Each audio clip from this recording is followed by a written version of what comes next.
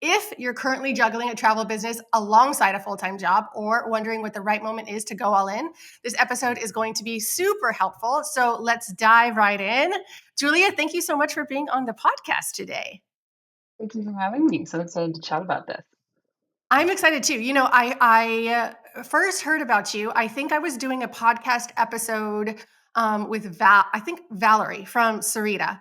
And she had mentioned you as someone who just like did social media really well, and that like she just kind of admired your aesthetic and stuff like that. And I'm like, well, who is this person? So I got out my phone. And I was just like, she mentioned a couple of different accounts, and I made sure to just check them out because I want to be in the know of who's doing it well. And so I was like, wow, this is great. You're doing such a great job. And I feel like just a really good example for other people, other travel advisors to be like, hey, how do we market ourselves? How do we put ourselves out there, et cetera, et cetera. So I think shortly after that, I heard you on Teak podcast as well. And you talked a lot about social media, which was great, which is a great episode. And think was super helpful. But when I saw your post about kind of like leaving your corporate job and then transitioning full time into being a travel advisor, I was like, this is so interesting. I want to know more about this journey. I want to know more about how it's worked out for you and how you got to the point of knowing it was time. So that's what we get to discuss today. Give me an idea just about how the travel business came to be, like what encouraged you to start it, and like where you were at in your life professionally when that kind of happened. When I graduated, I was like, I'm not really sure what I want to do. I had an internship at QVC. So I was like, oh, I'm kind of interested in retail and fashion. I was like, we'll just see what happens with that. Ended up moving to Boston. I couldn't really land something. I got an admin role for a couple months, landed a new job with shoes.com, and they went under. So I was only with them for a couple months. And then I landed another job with Macy's. So I had a really rough sort of start into the corporate world. Yeah. I graduated 2019. So it was also like COVID times. It was sort of awkward to get a job around then. Yeah. And during my sort of time trying to find something that I was really interested in and loving, I stumbled across, I didn't really stumble across, I more so, me and my friend were like, we really love planning trips. We want to plan this trip to Napa with our girlfriends. We made a whole PowerPoint. We showed it to them. We had everything mapped out from where we were going to stay to the budget to the places we were going to go. And me and my friend were like, well, maybe we should just start, planning trips for people. This is so fun and interesting to us. And for me, I was all down for it because I hadn't really found like that super strong passion in a career just yet. So I was still starting out. So we kind of like got our wings under us. We launched in 2021 and had been doing it sort of just like at night on the weekend. It was really started out as fun. We call it a side hustle. And I know that can be a little bit of a thing in the industry of people starting as a side hustle versus a full-time job, but it really did start out as kind of fun. We didn't actually even sell travel in the beginning. We just sold itineraries. People would come to us, we'd plan it, and then they would maybe book it. They maybe wouldn't. They would go off and do it themselves.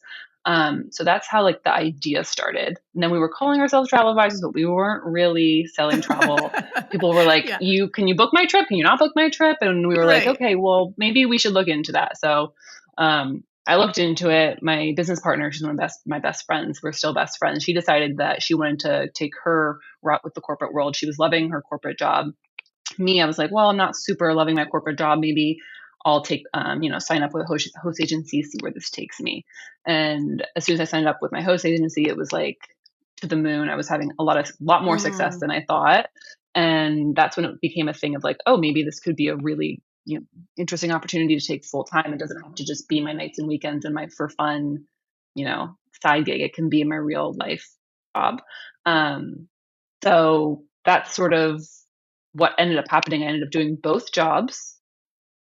I honestly consider this a full-time job while I was working my other full-time job. So I like to say that I had two full-time jobs. 100%. For about 2 years. And I was working for a major retailer that is over in New York. So I was working East Coast hours in LA, which meant 6 to 2, my corporate job. And then I was working to knows what time at night, and weekends to kind of get everything done. And it was really starting to burn me out. So that's kind of how I ended up making the switch. Short story version.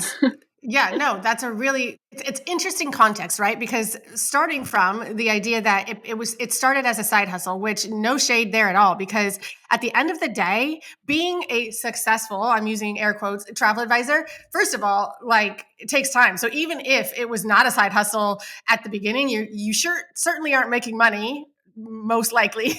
And so the idea that like, hey, there is nothing wrong with getting started doing something that you're just really passionate about and being open to where it could go, which I think is what a lot of people might struggle to give themselves permission to do, right? Like, hey, I'm really interested in XYZ. Can this be something that turns into more? Like, let's just see. Because I honestly believe that what we do is very much entrepreneurial, right? Like, we are entrepreneurs running a travel business. And it has more to do with like, oh, this is just fun. We are just kind of like interested in travel. We love planning trips versus I'm going to make this a full time business. A lot of us need to dip our toes in and kind of get an idea of what it entails, what the business of it looks like to make sure that the passion of it can be combined with the business of it and we can like really actually create something. So I think what you said was really great because you started with like, this is fun, this is cool, we're doing it at the side. And then you kind of transition into, well, if I really wanted to do this, how do I like make money and be serious about it, which is where the host steps in and kind of like getting all of that behind the scenes. Oh, this is how it really works. These are relationships I need, all of that kind of stuff. And then being mindful of the fact that it takes time for a business to get off the ground, for clients for you to build your book of business. And so in those 2 years, knowing that like, hey, I know what I'm going towards, but I know that like in the interim, doing both kind of makes sense, right? So for so many, I think people in those first few years of business, that's the struggle of the balance of the two, right? And would you say the biggest challenge was literally having to do two full-time jobs? Like that is a lot, right? I mean, are are you single? Are you married? Do you have any little humans that require all of your time like I do? Like what is your station in life right now? Yeah. So I don't have any pets and I don't have any kids. So I did have a lot of time, extra time to pour into this business. Like I said, I had the full-time gig, the corporate gig, let's put it that way. Mhm. That I was waking up 5:30 on the computer, 6 a.m. I didn't have a morning Mm. routine. I was basically like straight to the computer, go until things start feeling up on the East Coast around 2, and then I'm picking up this in the afternoon. And it was like, I had the time to do it. It was just a lot of time. I was working all day. I was barely Mhm. making time for myself. And just being able to now, like, even going to events and stuff during the day, I couldn't do that. I was locked into a computer. I couldn't do, events at night even because I had to be up the next morning at 6. So just having like the biggest challenge, I guess, yeah, would be obvious. I had the time, but I didn't have necessarily the resources to be going on a lot of FAMs or taking a lot of Mhm. PTO and balancing it with traveling home to see my family and taking time to go to events and networking and manage my personal life as well. Like my personal life definitely suffered because I was pouring so much time into this, knowing that the goal for, when I do have kids and when I am further along in my life, that I want this to be self-sustaining so I can spend Yeah. more time with my family, travel home to see my parents on the East Coast and be able to have more of like that flexible schedule. So for me, pouring the long nights, the long weekends, whatever, all of this into it early on was worth it for me. And I think a lot of travel advisors feel that way. Like we are just dedicated to the cause. Like we want this to happen so much. And because it's your own business, you just feel that Yeah. much more motivated to do it. Yeah, So yeah. 100%. I think that there has to be, or it's helpful to have, that inner knowing of it's going to be worth it, right? Like there's not the idea that we should desire or strive to like hustle, hustle, hustle, grind, grind, grind for the rest of our lives until we die. Not really preaching that at all because that's not healthy. But I do believe in the like towards a goal, like for a time that if we're able to be like, this is for a purpose, it's actually serving a bigger purpose, a bigger goal. And I'm willing to sacrifice in the short term to get what I want in the long term, which is what I truly believe the first few years of your business. is probably, unless, there's the sugar daddy on call or you got a trust fund or something like that. But a lot of us, that's not our reality. And so that idea of it being a mindset, like this is for something that I believe in and I'm willing to sacrifice now so that in the future I have the freedom that I'm after, the ability to build my own business, to live, I like to call it like living a life by design. That's why I started a business and why I love what I do so much 9 years in. But I know that, I had to have that vision of it in the first few years to be like, I'm going to get there. I just have to like keep going. So I love that. Would you say it could be nothing. So fine if it is. Were there any advantages of building this travel business while you were still in the corporate world? Is there anything that you would say like that was a positive or no? Yeah, I think there's definitely positives. A lot of people have a corporate network that they can tap into, colleagues, things Hmm. like that, and that's a positive for a lot of people. Wasn't necessarily for me, but for me, having the salary coming in, the consistent Yeah. salary, healthcare taken care of, all those like little bits and bobs you don't necessarily think of, you take kind of for granted when you're working a corporate job. Um, Being able to, yeah, bring the salary in and invest that into my business, or bring the salary in and then save up a big amount of money. It's one of the things I did before I took the leap is I was saving a lot of money. I was like, just in case things go sideways, I won't have an income. Okay, so Hmm. building Hmm. that little safety net for you. I poured a lot of money into my branding and website and brand photography, and all of that came out of my own pocket, obviously, just trying to like get set up in the beginning. And that all came from my full-time salary. So for a salary, I think there are perks to it, but like you said, it's not a long-term solution. Being able to do Yeah. both by the end was, I mean, I was so burnt out, and I was, really just like pushing the corporate job to the side at that point. I was doing the bare minimum just to kind of get through. And I was like, okay, I really think it's time for me to take the jump, even though financially is like, do I think I can do this? Right. It's like, is when's going to be the right time? The real thing is that there's never a right time. I mean, there's a right time in the Hmm. sense of, did the finances make sense? But if you're just going to Hmm. hold on forever, and just kind of like, when's the right time? You kind of eventually have to make the leap.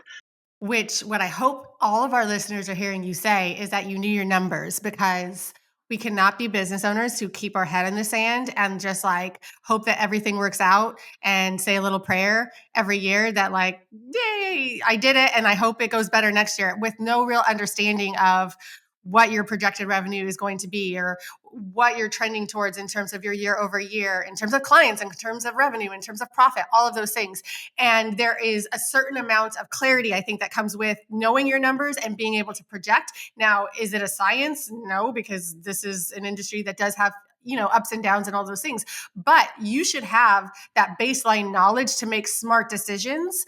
Especially when it comes to big moves like this, right? Because otherwise, it is, you're going off your gut, but who's informing your gut? Like, I don't know. It would be a hard way to make the decision. So I'm super happy you said that. Is there something that you could point to that was like, this is it. This is a time where it's I'm going to make the decision, like this is what my numbers are telling me, this is what I feel like. Was there a tipping point, if you will, of going all in and making that decision that you can kind of look back on and like pinpoint? Mine was a little bit serendipitous, actually. So, Mm. company I worked for was based in New York. They made a call to bring everyone back to Los Oh, you're like, Angeles. well. Well, are you going to move to New York? And I was like, well, there's what just got me thinking. They kept me on, and they were happy to keep me on, but they're like, we can't promote you if you don't move to New York, which Okay. is fair. That's all good and well. Yeah. So I just kind of was thinking a lot about it. I was like, okay, do I, go through the process of finding like another full-time job, which can be arduous, interviewing, Mhm. getting set up with a new job, just, a lot of time and effort and things like that. But it would not be 100% remote, which would leave even less flexibility in my schedule, a lot of considerations there. Um, and then come the end of the year, it just felt like the right time. I was like, okay, I think I'm just going to take the leap, right? I can't move up in Mhm. my corporate job anymore. I don't think I want to start up with a new one because of all the things I just listed. And my numbers look like I could swing it if Mhm. I continue doing what I'm doing. Mhm. I maybe take a step back and don't go out to eat every weekend. There's a couple maybe concessions that I'm taking in the first couple months just to make sure that I'm on my feet. But having this be full time, having a flexible schedule, being able to say yes to FAMs, not have to count PTO days, all of this, the pros that come with this are worth it for me to not. So just being a little bit more conscious about my budgeting, at least in the first couple months, just until I get my feet under me to actually see how this works being full time. I did the math, like what's the bare minimum you need to live, right? It's like what's your rent going to be? How much are your bills going to be? Mhm. Car payments, whatever you have. Take a month, 2 months, 3 months, map out like what you're actually spending. You'll be surprised. You're like, maybe I didn't need that $10 Yeah. coffee I got at Starbucks. Maybe I didn't need this, that, and the other. And it's not to say you'll never get that back, but to be able to Right. take the leap and have the confidence in yourself that I can sustain my life financially, by what I'm building and what I'm doing is is obviously like the biggest the goal, and what are you willing to give up for that? Yeah, that's huge. I think there are like three key areas when you're preparing for a transition like this that come into play. Number one, obviously, which is what you talked about, is the financial piece.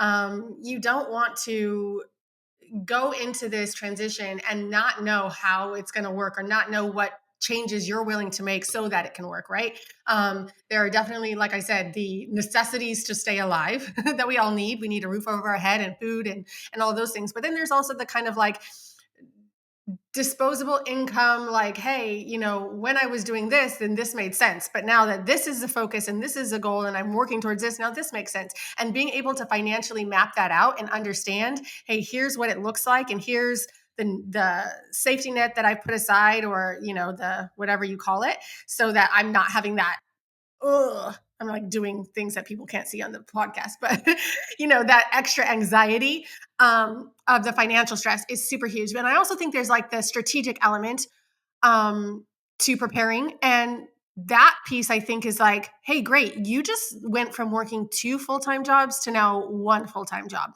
What is in your capacity and control that you can do with not all those extra hours, because you want a little bit of your life back, but all that extra time and energy and whatnot that you are going to use to now grow your business in an even more intentional and strategic way. So those things that you're thinking through, like BAMs you can go on, and what ways you can show up for lunches and meetings. And we live in California, people come and do their road shows through here all day every day, so we're never short on that. But those are really important parts of growing our business. Also, how you're growing your book of business, like going to networking events or meeting people and sharing about your business. You have the time and space to do that. So I think you think through that through the transition. And then I think the other third piece is probably just like emotional, right? Like, be ready on the inside, like and feel good about the decision you're making, whether or not anybody else around you is on board. Hopefully they are, but it really has to come from inside in terms of you preparing yourself emotionally for a transition like this to feel successful and proud of the direction you're going. I think is a really important one too. So I think you probably nailed those. Yeah, I think you're spot on with the emotional transition, which is something that I struggled with just a little bit in the beginning. It was like a oh shit moment. Like, I am really Yeah. doing this. I am going to Yeah. work for myself. Um, Yeah. Having a consistent paycheck. I'm not going to have my 401k set up anymore. I'm doing something different than a lot of my friends and family have done. And I've had this conversation with a lot of my friends before of like, well, what if it doesn't work out, right? Like, what happens if I just completely fail or I can't pay for my bills and all these things? And they're like, you can always go back to the corporate world. You can always find another job. They're always going to be waiting for you. And big thing for me was like, well, if I have this huge gap on my resume, I'm not climbing the corporate ladder like I'm supposed to be doing. Maybe people won't want to hire me back again, all of these things. And they're like, well, what you're doing is so much cooler, right? You're like doing all these things that a business would want anywhere. A company would want to hire you anyway. Running, how to do marketing, how to do accounting. You're very well rounded because you've ran your own business before. An So a entire lot of it was like business. Yeah.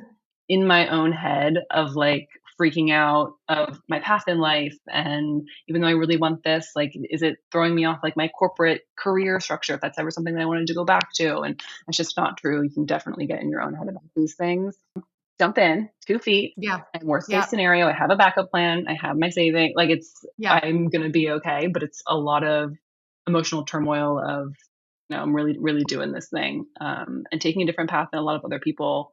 No, you're totally right. I kind of picture it as a fact of like, say there's like a really cold pool and you're like, okay, I can tiptoe in. And like every step, like it touches, this part of your body and you're like, oh my God, that's cold. And then it touches like your stomach and you're like, this is freezing. And you like literally tiptoe in and like you put your hands over your head and like you want to go in, but you're taking the most amount of time possible because it's uncomfortable, or you just cannonball, right? Like you just jump in the deep end and you're like, yeah, at first it's super scary, like, oh my God, that's cold as hell. And then you're like, oh yeah, I know how to swim. I'm used to this. Like, I'm all good. It's kind of that same idea. And of course, when we don't have, sometimes people are really lucky or fortunate in that, maybe their parents were entrepreneurs, or maybe they're surrounded just by people who are doing similar things, maybe in different industries or not. But it's like you have these examples of, oh yeah, this is how you navigate this world. This is how you like emotionally prepare or whatever. And then there's some of us who don't have that, but we're figuring it out. And we're going to be the example for either our friends or people in our family, or just like, hey, it's super okay to just follow your dreams and believe in yourself and figure it out. Because at the end of the day, like, this is how I at least look at it. I'm seeing people figuring it out left and right, especially since I've been in the industry. But I'm like, they figured out how to do it. Certainly I can. You know what I mean? Like, it's figure outable. If I don't know it now, all that is going to take is me being dedicated to, like, I'm going to get there. I'm going to figure out how to build the book of business, or get to the revenue goals that I want, or get to the profit goals that I want. All of the things that like we set out, like we might not know at the beginning how it is we're going to get there, but once we set the goal, then we start working backwards to be like, here's how it's going to work. And when you're of a certain type of mindset, I think that serves you well in being this type of entrepreneur. So I think you have it. You're good to go. The exciting part of it is that you just don't have, you're not doing anything different, right? Like you're just Yeah, doing more of it. Like you're not learning yeah, anything new really. Like you're just kind of like, the first day I didn't have my corporate job and I just like logged on. I was like, okay, well, I already know what I'm doing. Like I already have clients happening, like things are already happening. nice. So there's really nothing like scary like that, right? You're just kind of like picking up where you left off last Friday, So Yeah. Yeah, without having to wake up at 5:30 and get going. So there's that. that's You're it. much more rested. Well rested. um, if hindsight being what it is, a couple months in, would you have done anything differently looking back, just even in these first few months, or are you happy with like how you made the transition?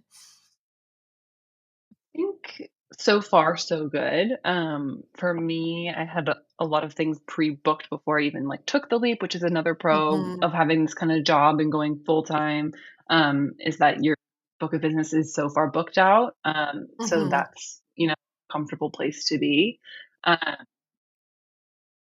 Anything that I would do different? I pride myself on my organization and my preparedness. I'm like definitely an overthinker. So I think I've done every single possible scenario of A, B, C, D of what could happen and what could go wrong and things like that. So I actually don't know if I would do anything different. That's a great question. I'll have to think about No, it, well, but not at the that's current really good. moment. I mean, that personality type is going to serve you well, I think, in this industry. So you're good there. Question, this is from curiosity. I don't even know if I have an opinion about it one way or the other, but while you were juggling both, did you let your current like clients and book of business know that you did have a full-time job, or that you did have this other commitment that you were running alongside this travel business? Or did you kind of try to keep that secret? A great question. We kept it on the down low. Mm, I wouldn't say I wouldn't curve the question if someone asked me, but I certainly wasn't advertising to my clients that I was working another job as well. I don't know. I think everyone's a bit different. Like I said, some people get a lot of their business from their corporate job, their colleagues. For me, I don't know why it felt like I wouldn't be seen as like legit almost if I had mm, two jobs going. And that is like, mhm. I wish it wasn't that way. And I just kept it a little bit more of a secret. I didn't advertise it on the website. I didn't really talk about it on social media. But like I said, I wouldn't hide it.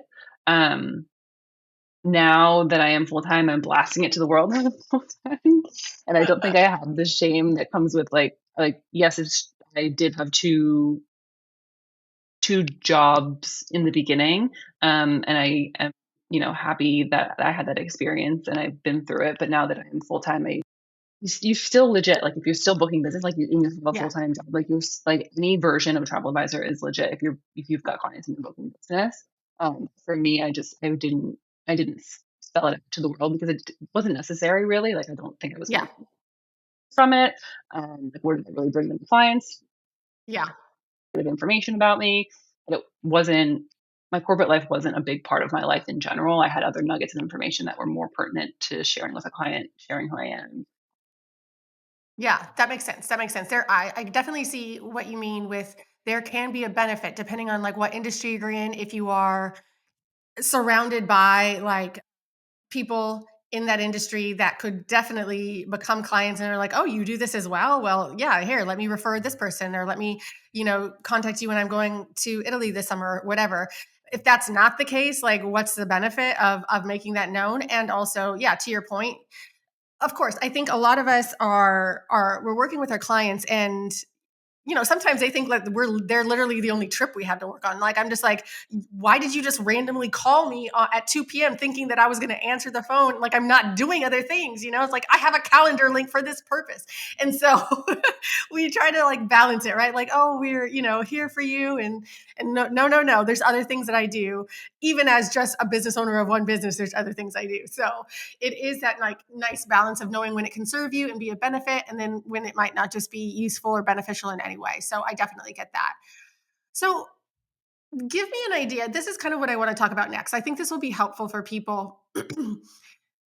Sometimes if you haven't got there yet, what is helpful is understanding, and there's so many, like there's, however the saying goes, different roads that all lead to Rome or whatever. There's so many different ways to build our business to like a level of success that feels, hey, we've quote unquote made it. Like we're good. We feel solid. We feel secure. And of course, there's always going to be different levels of success that we have and that we want to reach. But to that point of feeling like I can breathe, I'm not like worried about, like, do I pay myself this month? Do I not? Do I have money to invest in this fam trip? Do I not? So I kind of want to talk and spend a little bit of time on how you've built your business and your brand, because number one, that's the way I was introduced to you.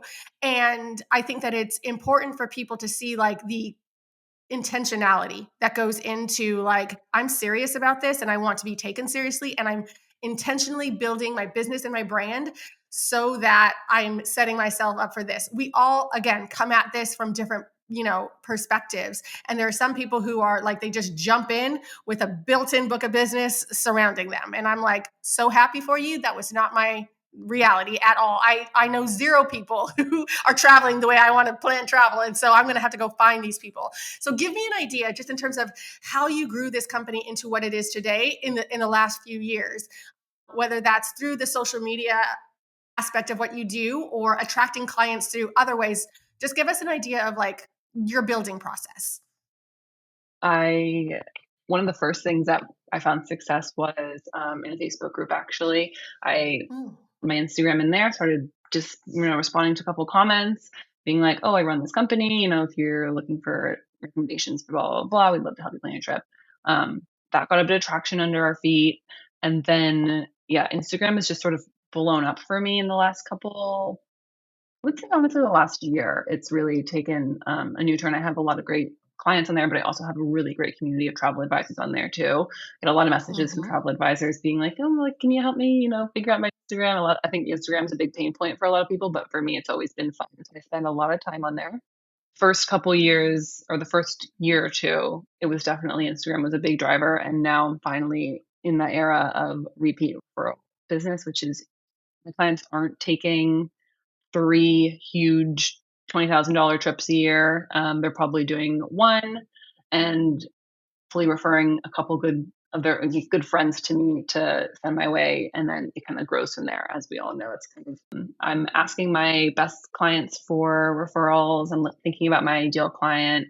I'm looking at places of where to find them, where they would be, where they're traveling to. I'm only talking about what I want to be selling, whether that's in my newsletter or on my social media, or if I'm out somewhere, like I'm talking about what I want to be selling, not necessarily what I am selling.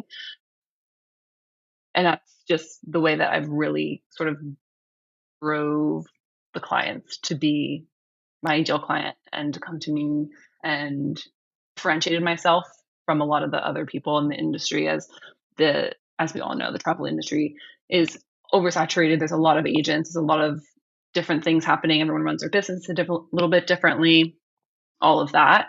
So in order to stand out, you really have to find your differentiator and hone in on niche and your ideal client and stick to it. Because even though I say I sell European and Italy and blah, blah, blah, blah, I still have inquiries for Safari and I still have inquiries for the Caribbean. And it's just, regardless of what you want to like lean into, I think your clients are still, once they find out your process and once they find out who you are and they love working with you, they're going to come back to you time after time because Yes. Yes. You're preaching and I appreciate that.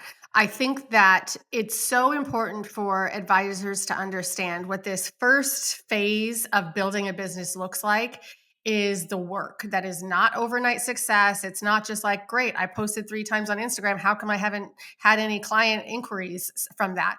And it's not how it works. And it's so much of the long game, and it's a marathon and it's not a sprint, but it also takes so much intentionality on our part to know our brand, our messaging, our ideal client, our unique value proposition. All of that has to be something that we know and then that we push out there.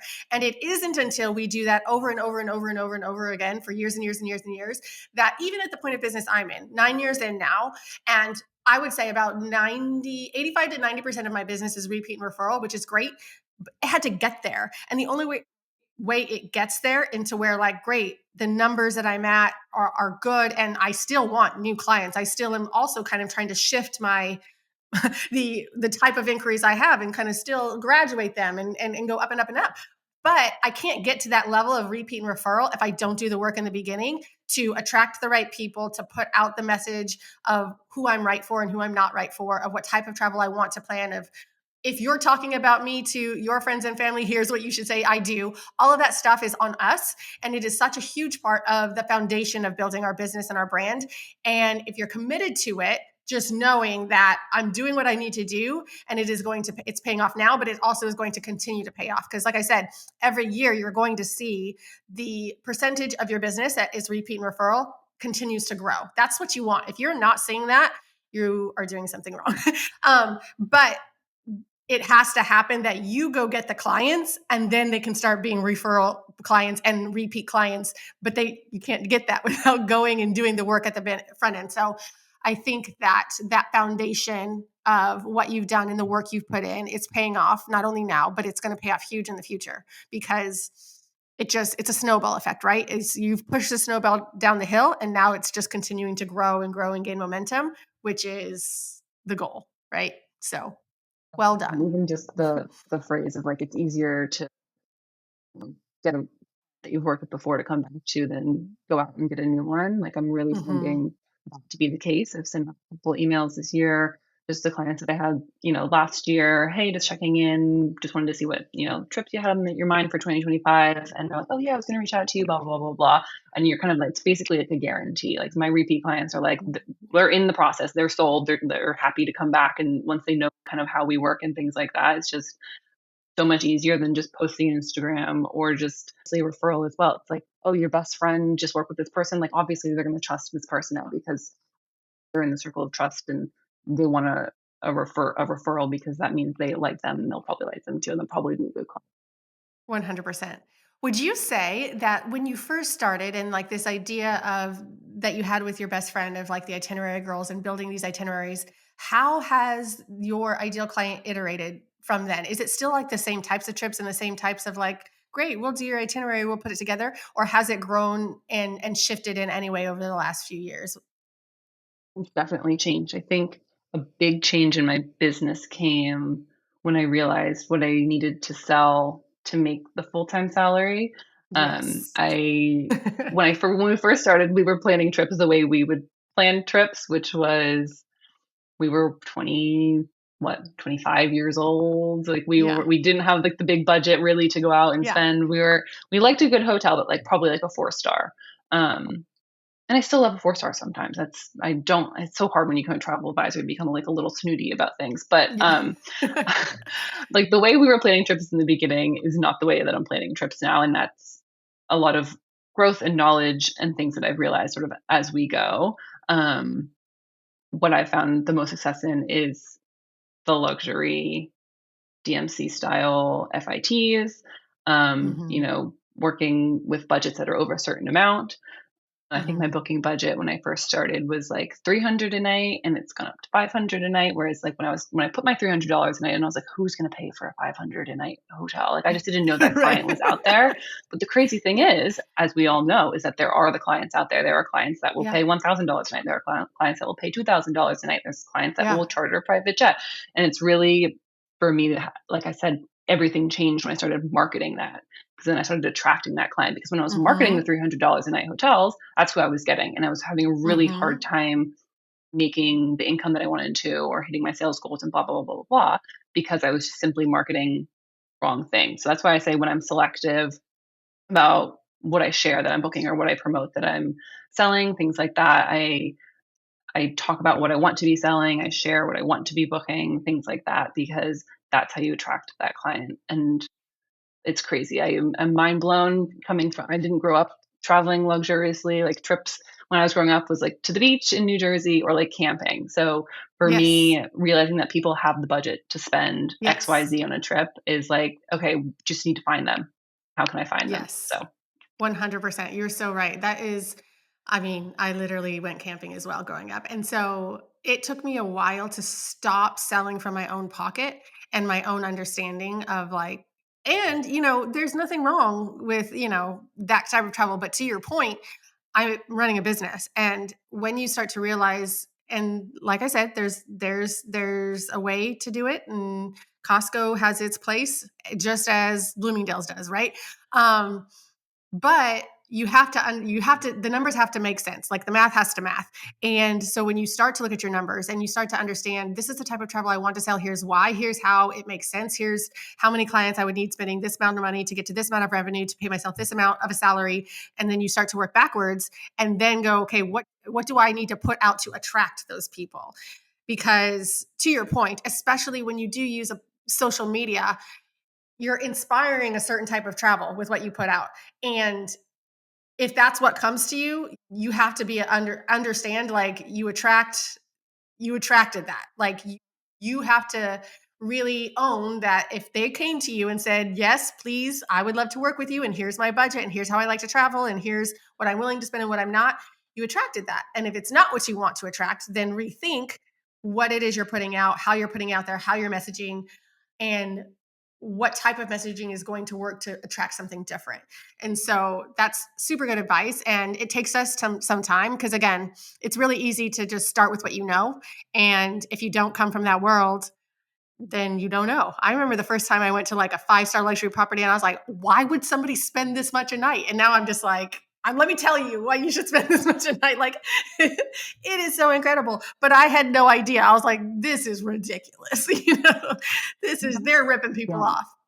Yeah, Yeah, well, you don't know what you don't know, and I think everyone does probably, not everyone, but a lot of people go through that in the beginning of, like, that realizing stage. "Well, I'm selling what I know, and, like, I that's what I'm comfortable hmm, with, and that's what I've done before, and it makes sense, blah, blah, blah," until you start to know differently. So, I still have exactly. a client from day 1 that booked the 4-star with me, and she went on her honeymoon, and we booked the 5 stars, and now as she's coming into her career a little bit later, she's making a little bit more money, and I can kind of, like, grow with her. I love that. I love that. So this has been super helpful, and I hope what people got from it is that there's a journey we're all taking. We're at where we're at now, and then we have the vision of where we want to go.